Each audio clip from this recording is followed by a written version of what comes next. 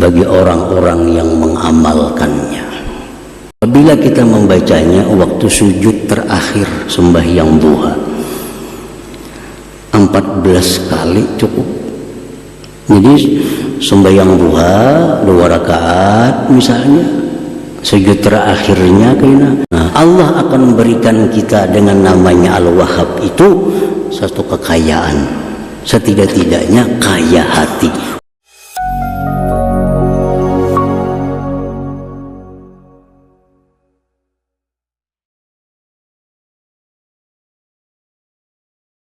Nah, para muhibbin rahimakumullah, sebesar apapun taat kita kepada Allah, kada akan meninggikan kedudukan Allah. Sebesar apapun ibadah kita kepada Allah, kada akan menambah kemuliaan Allah. Nah, sebesar apapun maksiat kita kepada Allah, sebesar apapun ingkar kita kepada Allah, sedikit pun kada akan menurunkan ketinggian derajat Allah Subhanahu wa ta'ala. Jadi perbuatan taat yang disuruh Allah kepada kita untuk kita, untuk kita. Nah, perbuatan maksiat yang dilarang Allah kepada kita itu pun untuk kita. Karena setiap maksiat itu ada mengandung mudarat. Setiap maksiat baik kecil ataupun besar, di dalamnya ada mudarat, ada bahaya. Nah, oleh karena itu Allah melarang kita jangan melakukan ini supaya kita jangan mudarat, bukan kembali kepada Allah Subhanahu wa ta'ala. Nah, para muhibbin rahimakumullah, jadi Allah memberikan tiap-tiap orang yang berhajat sesuatu yang dia hajatkan, bukan karena mengharapkan gantian dan bukan karena ada tujuan. Oleh karena itu Allah dinamakan dengan Al-Wahhab ini. Para muhibbin rahimakumullah, nah sekarang apa yang kita perlu kepada Allah? Ini Allah akan memberi kita apa yang kita perlu. Itulah namanya Al-Wahhab.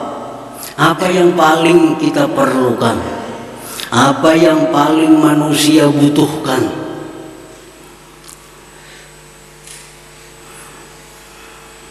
Allah mengajarkan dalam doa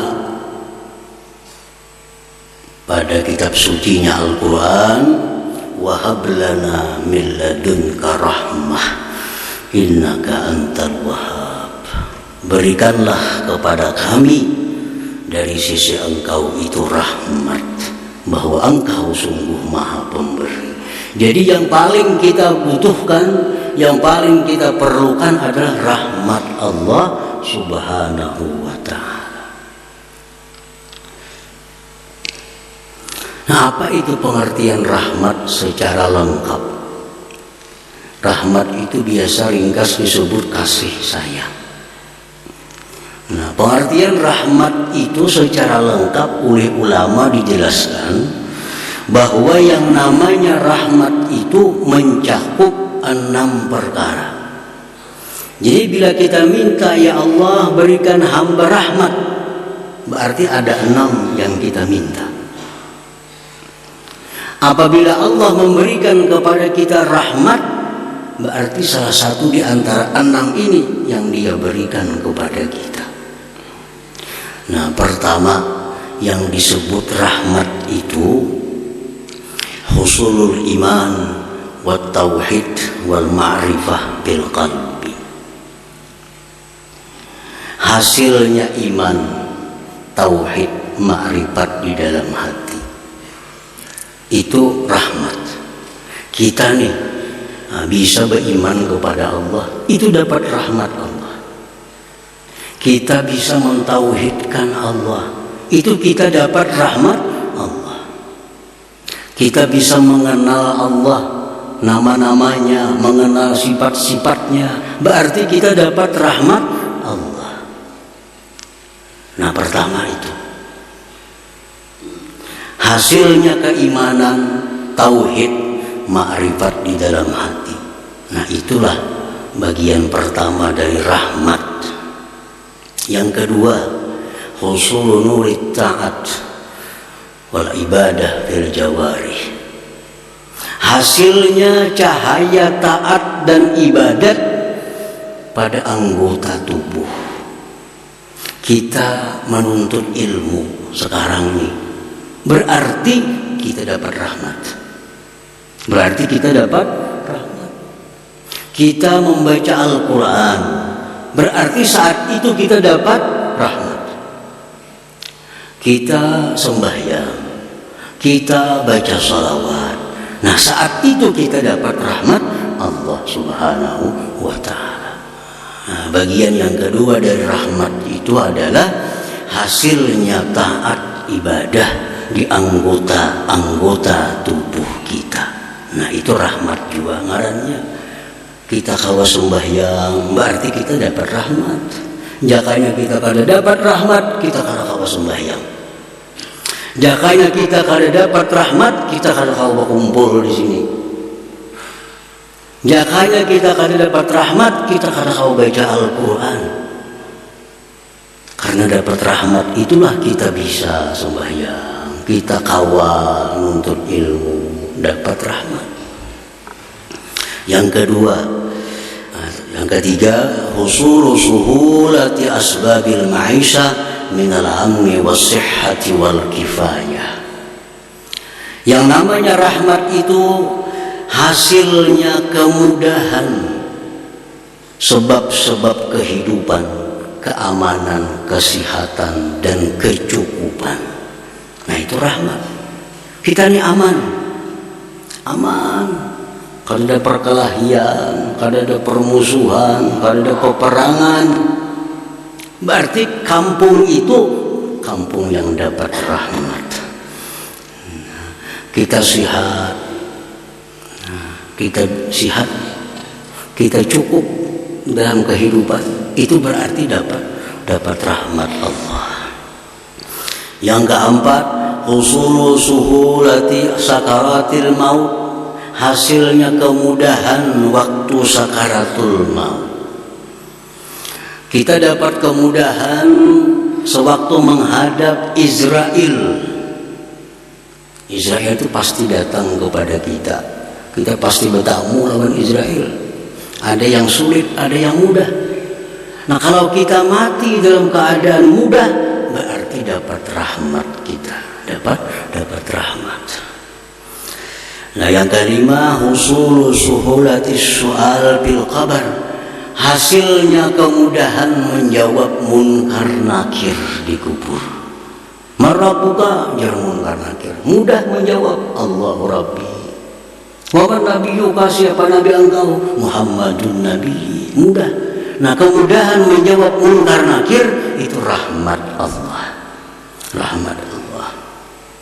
Yang keenam, husulu suhulatil hisab wa rikaillahi ta'ala fil jannah. Mudahnya kita menghadapi hari kiamat dan bertemu Allah di dalam surga. Nah, itu rahmat Allah Subhanahu wa ta'ala. Nah, para muhibbin rahimakumullah, jadi bila kita berdoa lawan Allah, Allahumma rahamni, misalnya, ya Allah berikan aku rahmat, berarti kita minta yang 6 tadi. Berarti kita minta yang 6. Kita minta iman, tauhid, ma'rifat. Kita minta bisa untuk ibadah, taat kepada Allah. Kita minta keamanan, kesehatan, kecukupan. Kita minta mudah menghadap sakaratul maut. Kita minta mudah jawab munkar nakir. Kita minta kemudahan pada hari kiamat dan bertemu Allah Subhanahu wa ta'ala. Jadi satu kalimat rahmat itu mencakup itu. Nah, jadi Allah Subhanahu wa ta'ala yang bernama Al-Wahhab, Allah berikan rahmat itu kepada kita tanpa ada minta imbalan sedikit jua pun, tanpa ada untingan, tanpa ada tujuan apapun, semata-mata anugerah dari Allah Subhanahu wa ta'ala. Al-Wahhab. Para muhibbin rahimakumullah, Kita dapat anak, anak ini belum tentu rahmat. Anak yang namanya rahmat itu anak yang takwa kepada Allah, anak saleh. Kalau kita punya anak, anak kita jadi anak yang saleh, baru itu anak rahmat kepada kita. Kita dapat istri, belum tentu istri ini menjadi rahmat bagi kita. Tapi kalau istri ini salihah, taat kepada Allah, taat kepada suami, maka ini istri rahmat bagi kita. Kita dapat duit, belum tentu duit ini rahmat. Tapi bila duit ini kita gunakan untuk ibadah kepada Allah, maka duit itu namanya rahmat. Pangkat, kedudukan, jabatan, belum tentu ini kedudukan rahmat. Kedudukan, pangkat yang namanya rahmat itu adalah pangkat dan kedudukan yang dijalankan dengan benar, yang dijalankan untuk mensejahterakan umat Nabi Muhammad sallallahu alaihi wasallam. Itulah pangkat yang namanya rahmat Allah Subhanahu wa taala.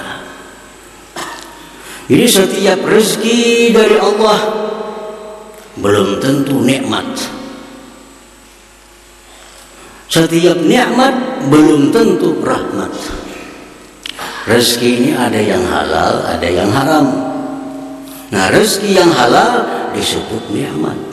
Nah, nikmat ini bila disyukuri menjadi rahmat. Tapi bila nikmat ini kada disyukuri, maka dia berubah akan menjadi azab kepada kita. Nah, para muhibbin rahimakumullah, al-asya'u allati tajribu rahmatullah ta'ala, ini sesuatu yang membawa, yang menarik rahmat Allah. Nah, begitu pentingnya rahmat Allah, kita disuruh untuk mencari rahmat itu. Di mana kita mencari rahmat Allah? Nah, di mana andaknya rahmat Allah itu? Pertama, kalau kita hendak dapat rahmat Allah itu, satu, doa. Nah, berdoa. Dan doanya pun diajarkan oleh Allah. Doanya pun diajarkan oleh Rasulullah. Rabbana la tuzigh qulubana ba'da idh hadaitana wa hab lana min ladunka rahmatan innaka antal wahhab. Baca aja doa itu memancing datangnya rahmat kepada kita. Dan rahmat ini kada diberikan Allah kepada semua orang. Rahmat ini hanya diberikan Allah kepada orang-orang yang dia cintai. Orang kafir kada diberi Allah rahmat. Dan kita kada boleh memintakan orang kafir agar dapat rahmat. Kada boleh. Ada orang kafir, mudahan yang diberi rahmat, kita nang berdosa. Doa untuk orang kafir itu hanya satu, ya Allah berikan dia hidayah kepada jalan yang benar. Allahumma hdihi ila siratal mustaqim. Kita melihat orang kafir, melihat orang musyrik, doakan agar mereka dapat hidayah, petunjuk dari Allah. Jangan didoakan dapat rahmat. Karena rahmat itu Allah kada akan memberi kepada orang kafir. Rahmat hanya diberi kepada orang-orang yang dicintai oleh Allah Subhanahu wa ta'ala. Satu doa tadi. Nah, biasakan berdoa minta rahmat. Nah, bisa dengan doa tadi, atau Allahumma arhamni, ya Allah berikan aku rahmat. Irhamni itu artinya berikan aku rahmat. Nah, wa minha hudhuru majlisi ilmin wa dzikrin, dan sebagiannya lagi untuk mendatangkan rahmat itu menghadiri majlis zikir, majlis ilmu. Kita berkumpul. Nah, berkumpul berzikir kepada Allah itu mendatangkan rahmat. Baik zikirnya berupa menyebut lafzul jalalah, atau zikirnya itu membahas tentang hukum-hukum Allah. Kita dudukan bertiga, berempat, 10, 20 orang, kita berzikir, baik zikir salawat, Quran, atau kita membaca kitab-kitab yang membahas tentang halal haram. Nah itu datang rahmat Allah kepada kita, turun rahmat Allah kepada kita. Rasulullah SAW bersabda, la yaq'udu qaumun yadhkuruna Allah azza wa jalla illa haffathumul malaikah wa ghashiyatuhumur rahmah wa unzilat alaihimus sakinah wa zakarahumullah fi man indah, rawahu Muslim. Tidak duduk sekelompok orang berzikir kepada Allah, melainkan meliputi akan mereka itu oleh malaikat. Nah, malaikat itu tumpang-tumpang sampai ke atas langit. Ini malaikat melindungi orang nang zikir kepada Allah nih, bertumpang berlapis-lapis sampai ke atas langit. Wa ghasyiyatuhumur rahmah, dan meliputi akan mereka itu orang yang berzikir rahmat Allah. Nah, orang ini diliputi oleh rahmat Allah dan diturunkan atas mereka ketentraman, dan mereka disebut-sebut Allah di sisi para malaikatnya. Jadi hadir ke majelis ilmu, hadir ke majelis ta'lim, itu adalah menarik rahmat Allah. Nah, yang ketiga, ziaratus salihin, ziarah kepada orang saleh. Ziarah bailang, baik yang diilangi masih hidup atau yang diilangi sudah dikubur. Kita ke kubur orang saleh, kita berilang ke rumah orang saleh, kita bertemu mereka, itu kita dapat rahmat Allah Subhanahu wa ta'ala. Walaupun kita diam, tak ada bebandir apa-apa, duduk, nah, sudah dapat rahmat Allah.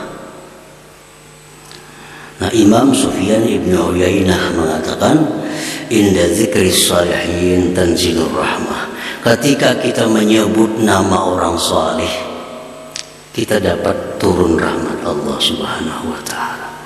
Nah, kita sebut nama Nabi misalnya, nah, kita sebut nama-nama sahabat, kita sebut nama-nama para imam, nah, kita sebut nama-nama para aulia, kita dituruni oleh rahmat Allah Subhanahu wa ta'ala.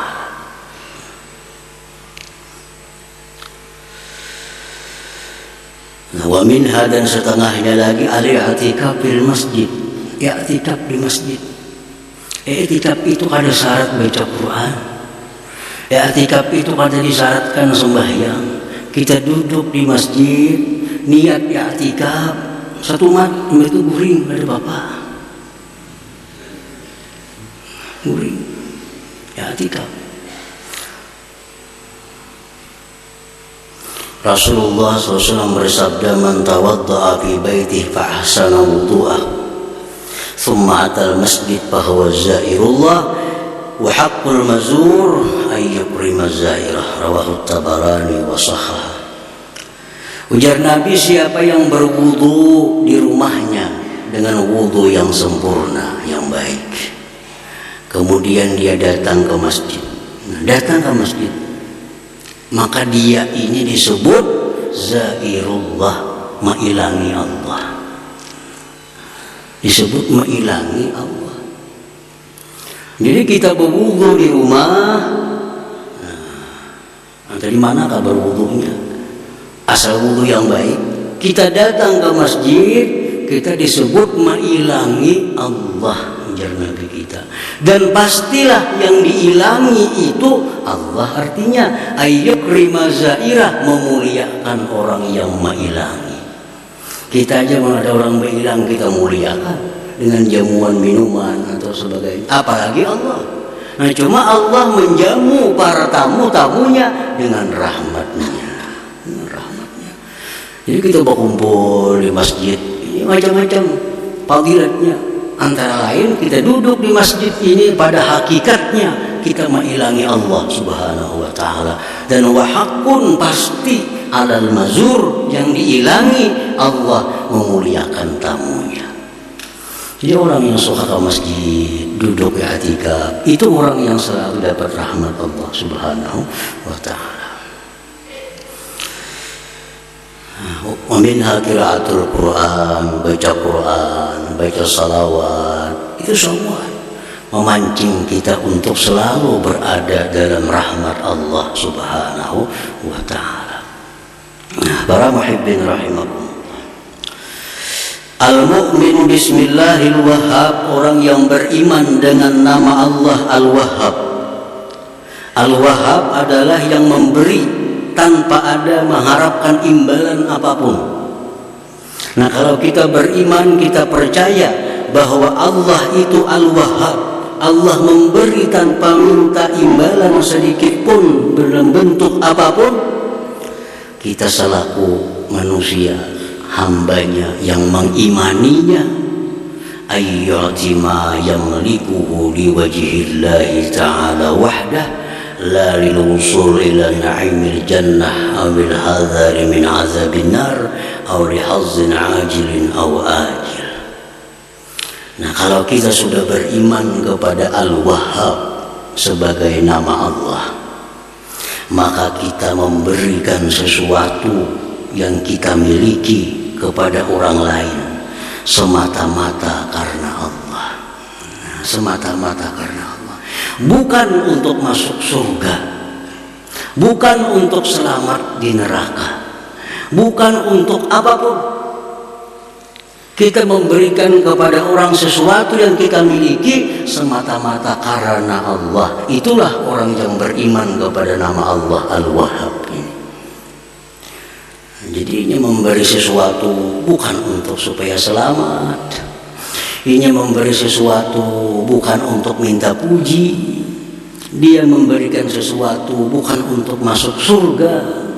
Dia memberi sesuatu bukan untuk terhindar dari api neraka, tapi dia memberi sesuatu kepada orang karena Allah Subhanahu wa ta'ala. Titik, hingga situ aja. Nah, itulah contoh orang yang beriman kepada nama Allah Al-Wahhab tadi.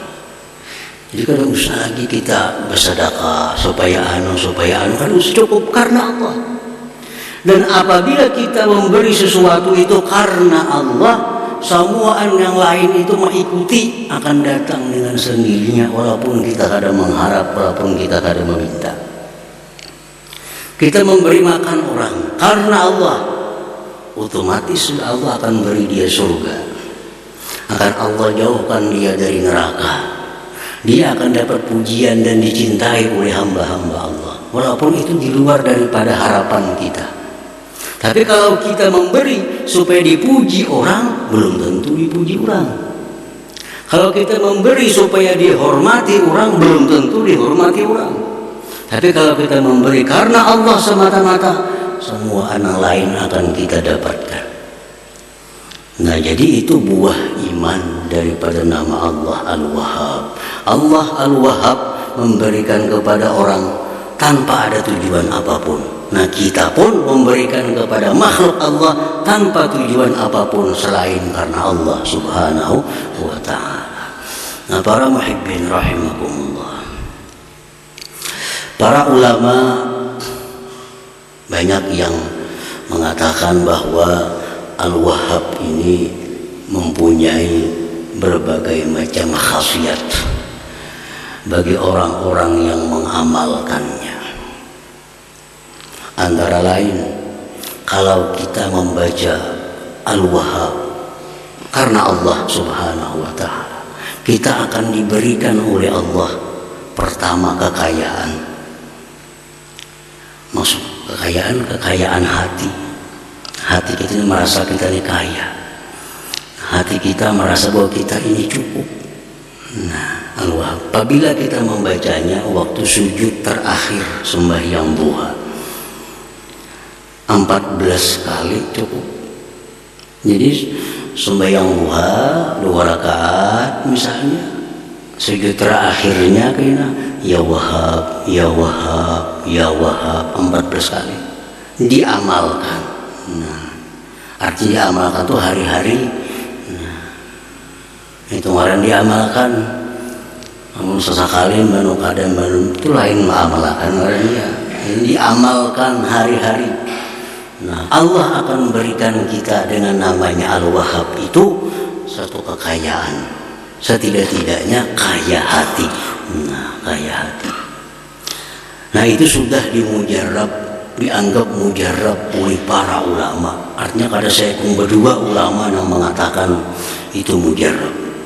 Kalau kita sembahyang duha, sujud terakhir, Subhana Rabbiyal A'la 3 kali, nah ya Wahhab 14 kali tiap hari. Nah, kita akan diberi Allah itu. Itu antara lain daripada fadilatnya Al-Wahhab itu. Nah, kemudian lagi para ulama juga mengatakan kalau kita membaca doa ini 7 kali setiap sembahyang fardu, Rabbana la tuzigh qulubana ba'da idh hadaitana wa hab lana min ladunka rahmah innaka antal wahhab. Kita akan dijaga oleh Allah. Dijaga dari apa?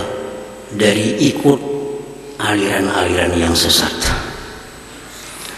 sehingga sampai mati kita mengikuti aliran yang lurus, jalan yang lurus.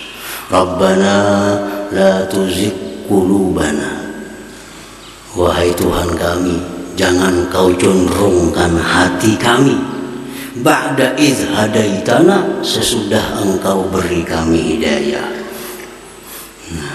Wa hab lana min ladunka rahmah, berikan bagi kami rahmat dari sisi engkau, innaka antal wahhab. Baca 7 kali mbah sembahyang, mengkada kalau kalima waktunya barang mbah maghrib mbah subuh, baca 7 kali supaya kita bisa selamat dari tergoda dengan aliran-aliran yang sesat.